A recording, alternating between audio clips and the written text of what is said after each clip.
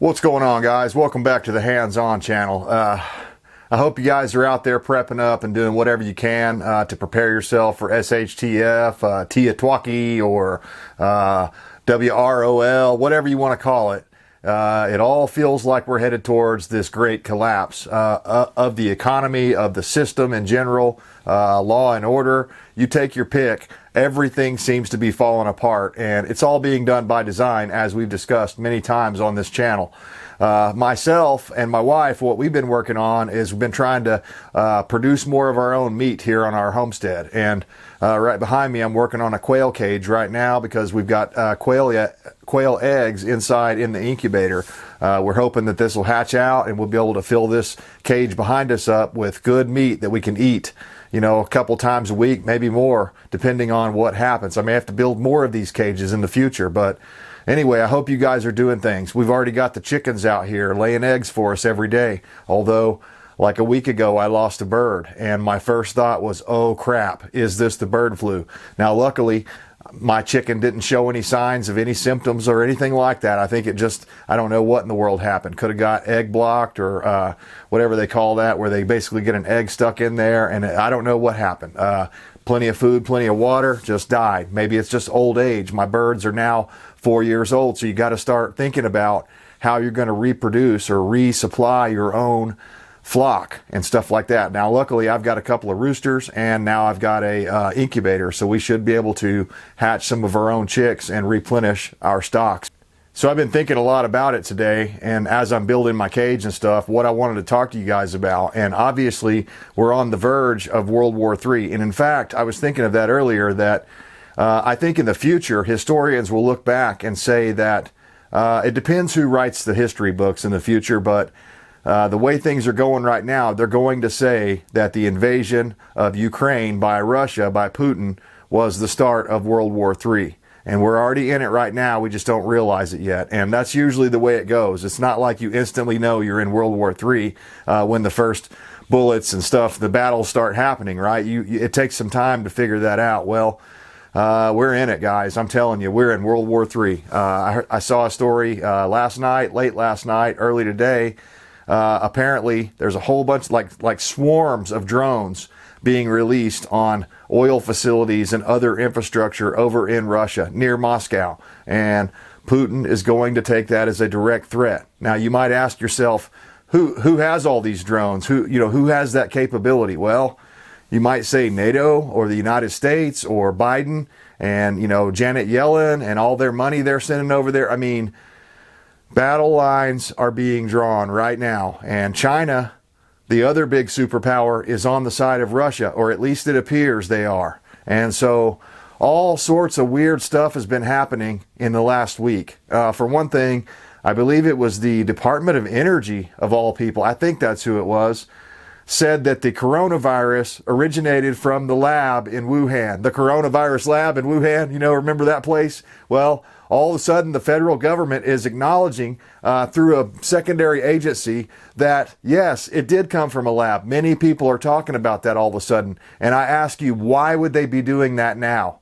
When they've been telling us that it was racist and just wrong to be calling it the China virus and saying it originated in the Wuhan lab. They were trying to say that that was disinformation, when in fact, they're the ones that are promoting disinformation every time they open their mouths by lying to us. And then later on, they tell us, oh yeah, by the way, we think it did come from Wuhan lab. I mean, no one is 100% sure, or at least as far as they're telling us, but it sure is suspicious now. All of a sudden,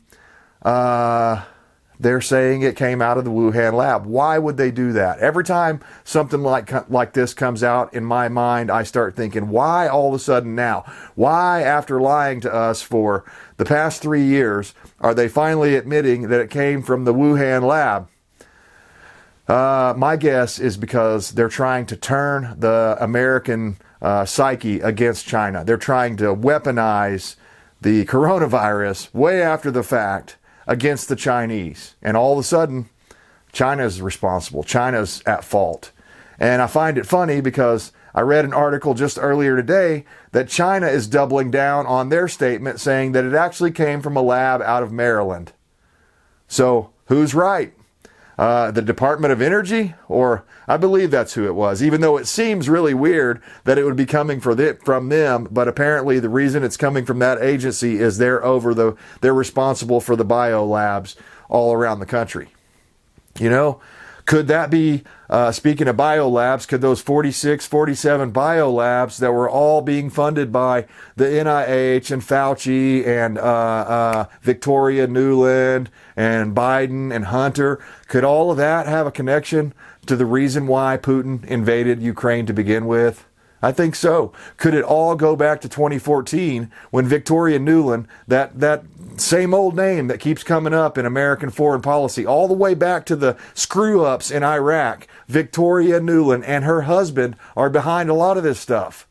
And so that is taking the mask off of the deep state. That's who it is. It's Victoria Nuland and others around her, her husband and several other people that have been involved in the United States foreign policy for years and years and years, getting us involved in these, these wars that, they never have an exit strategy.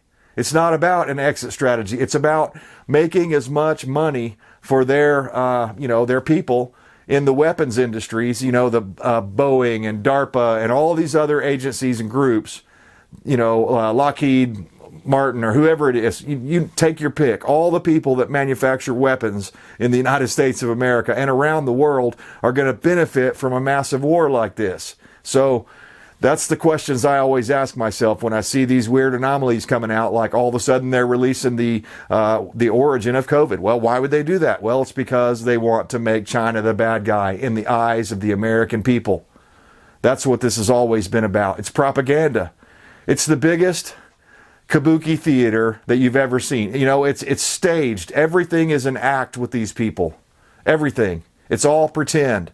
And it's pretend money. When Biden, withdraws from Afghanistan early on, hastily, mind you, I wanted us to withdraw from Afghanistan, and Trump was trying to do that during his term, but he wanted to do it, incrementally, not all at once. Well, Biden went in there, pulled the plug, left all that weapon. How many billions of dollars did he leave behind in weapons to give to our enemies of the future over in Afghanistan? I don't know.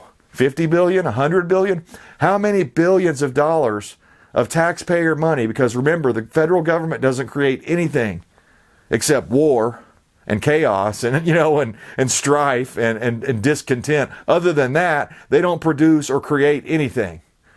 So where does that money come from? It comes from our pockets that they're sending over to Afghanistan, giving it away through military funding. Just give it away. And you remember, if you're old enough, the piles and pallets of cash money that we were sending over to Iraq and Afghanistan to give to these local leaders or whatever, so that they would not attack our troops, not put out IEDs and stuff like that. Of course, it didn't really work very often, but nevertheless, they were getting rid of United States money into those countries.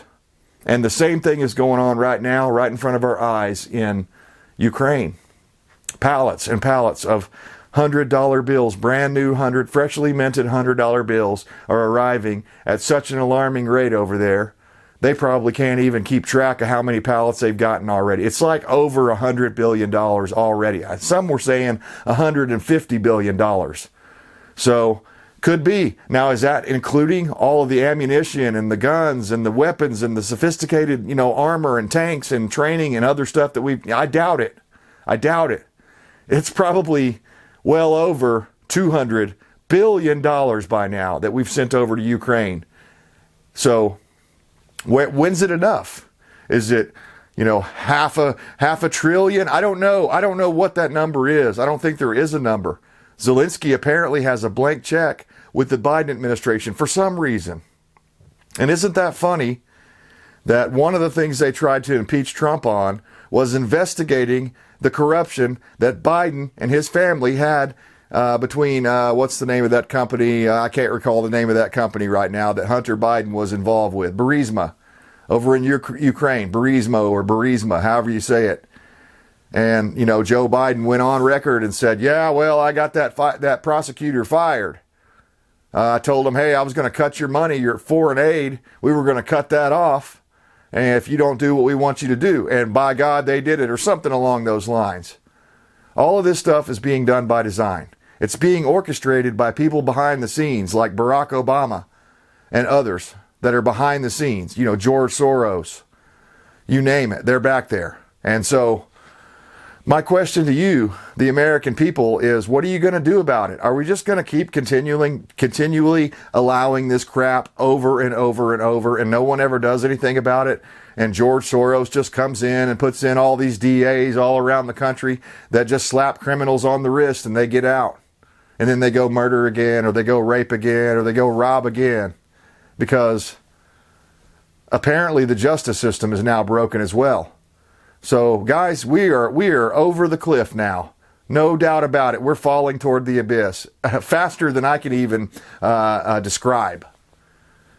We're picking up speed, picking up speed. There might be a chance, maybe, that somebody could like throw out a grappling hook or something and catch it on the side of the cliff, and maybe all of us don't have to fall to the bottom of the bottomless pit or whatever it is, you know, the pit of despair. The one we'll never be able to come back from, because once we're slaves, I mean, you just can't, you don't come back from that. You don't come back from that. Even if you are able to get away someday, you'll be psychologically damaged to the point that your life will be completely different than it would have been if we continue on the path of liberty and freedom. Instead, we're going towards slavery and oppression and censorship and complete authoritarian tyranny implemented all across the United States. The states aren't fighting back about it. I don't know what to do to get our local congressmen and senators to actually do something to stop this New World Order globalist agenda to destroy everything that we've all worked so hard for, that our forefathers worked so hard for. I don't know what it's going to take. Maybe it is a fourth turning situation where it's just, you know, now the weak generation is in charge, and basically they're going to have to break the system to realize what they've lost. You know, that old song, you don't know what you've got till it's gone, that kind of deal. Is that what's going on? I don't know. I don't know. It's certainly happening on a global level, though. It's not just the United States. All around the world, freedom and liberty-loving countries are being picked apart. Death by 1,000 cuts. You know, death through incrementalism. You don't notice it because it's a small thing. And until, you know, it's like a scab. You know, maybe you got a little small scab, starts out a little cut. Maybe you pick at it, and you keep picking at it, you keep picking at it. Well, eventually it festers up. And, you know, eventually you get gangrene and die, or sepsis or something like that. Well, that's where we're at, guys. The scab has been picked and picked and picked over and over and over. And people like me are telling you, hey, look, there's green pus oozing out of your arm. Your veins are changing color. You're going to get gangrene and lose your arm if you don't get help right now and stop picking that scab. But instead, the Democrats, the liberals, many of the rhinos, the globalists around the world, Klaus Schwab, on and on and on, Bill Gates, these types of people, Ted Turner, the people that think there's too many people on the face of the earth, well, by God, they got all the answers, don't they? Or they sure did when the COVID thing was going on. So we're finding out more and more truth about that, and that's good. But I ask you, why now? My opinion on the origin story of coronavirus is because now they want the United States people to look at China as an enemy. It's politically convenient for them to do that now. Before, it wasn't. Back when Trump was saying China's the enemy, it wasn't politically convenient for the Democrats. Now it is. So, guys, that's how the Matrix, or the simulation, if you want to call it that, pulls the wool over people's eyes every day. And that's why they can't see through the crap show that's going on. They can't see the real objective of what's taking place every day. They can't see it because they don't have enough patience, or maybe they don't want to know about it. Maybe that's part of it. A lot of people are just, they'd rather remain ignorant. And, not in a derogatory way. I just mean they don't know. They'd rather remain ignorant because ignorance is bliss. Maybe that's what it is.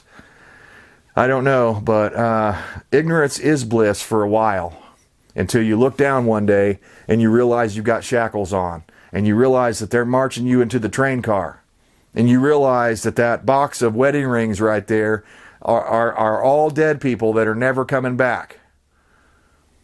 That's how it happened. My wife and I were always baffled when we would watch movies like Schindler's List and all these other movies about the Jews and how they got marched into Auschwitz and other places like that, these concentration camps. This is how it happened. Incrementalism. Hitler didn't come out and say, oh yeah, I'm doing this day one, disarming you and doing all this stuff to you day one. No, it took time. It took incrementalism. Slowly taking away their rights until eventually they're getting on a cattle car. Don't let that be you. Go out, stock up now, get yourself some backyard livestock. If you don't like meat, go plant some vegetables, whatever. Don't judge me for liking meat. That's the way I am. I like meat. I don't judge you for just eating vegetables. So let's be friends, and maybe we can do some trading in the future or something like that. But if you don't start looking out for yourself, guess what? Daddy government ain't coming to save you. They're robbing you blind, and your children and your grandchildren and their children right before your eyes, and the American people are doing nothing. And I don't remember who it was that said it, but they said the way America will go out, it won't be with a bang, but a whimper. And I'm starting to really understand what that person meant. So guys, hit me up in the comments. Let me know what you guys are paying attention to. As for me, I'm stocking up like the world could end tomorrow, because I didn't even go into the threat of EMP. I mean, Jesus, guys, we're approaching the end times. It just feels like it to me. I mean, I don't want to say we're in the end times, but we're rapidly approaching them. So get your preps right. Get your mind right. Get your soul right. Stay tuned. Get your trigger finger right. Be trained up. Know how to use your equipment. It could come to the ultimate test very, very soon. So let me know what you guys are paying attention to and looking out for here in the future. How are your chickens? A lot of people subscribe to the channel because of that video I put out about the chicken feed problem here recently. Have any of you guys noticed any changes in your chickens? And are they laying more eggs now, or is it the same deal? Did you get them off that Producer's Pride feed? Majority of people that switched off of that feed, their egg production went up dramatically, almost instantly. Something's going on. Blowing up trains, burning trains out in the middle of Ohio, in towns we've never heard of, releasing toxic chemicals into the air. Yeah, Ronald Reagan was right. The 9 most dangerous words you could ever hear are I'm with the federal government and I'm here to help, or something like that. So let me know what you guys think down in the comments. I always love reading them. Until then, guys, I stand for liberty. I hope you do too.